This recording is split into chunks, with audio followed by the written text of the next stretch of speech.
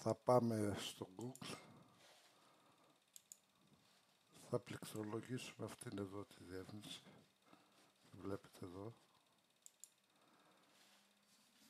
εδώ πάνω, αυτήν εδώ, και αφού την πατήσουμε θα μας βγάλει αυτό εδώ το πρώτο. Θα μπούμε στην σχετική σελίδα, είναι μια σελίδα για την Ευρωπαϊκή Ένωση. Εδώ έχει πάρα πολλά που μπορείτε να διαβάσετε, είναι παιχνίδια για παιδιά.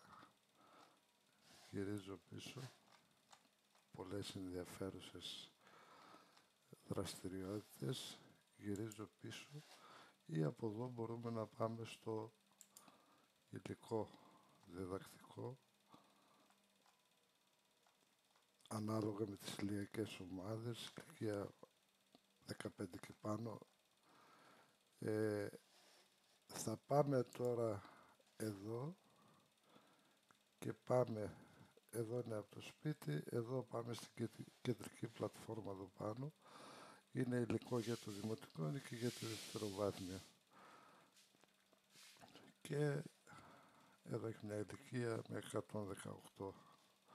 Εδώ είναι παιχνίδια όπως σας είπα.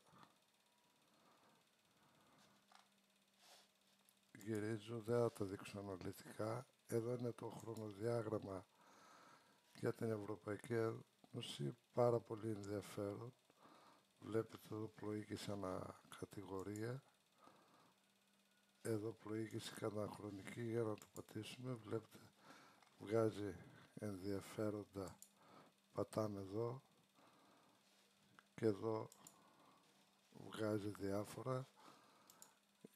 Όλη η πορεία της Ευρωπαϊκής Ένωσης, επιστροφή, λοιπόν, και εδώ έχει για τους δασκάλους, έτσι, ενδιαφέρον. Είναι ένα site από την Ευρωπαϊκή Ένωση, νομίζω μας ενδιαφέρει. Σας ευχαριστώ πολύ.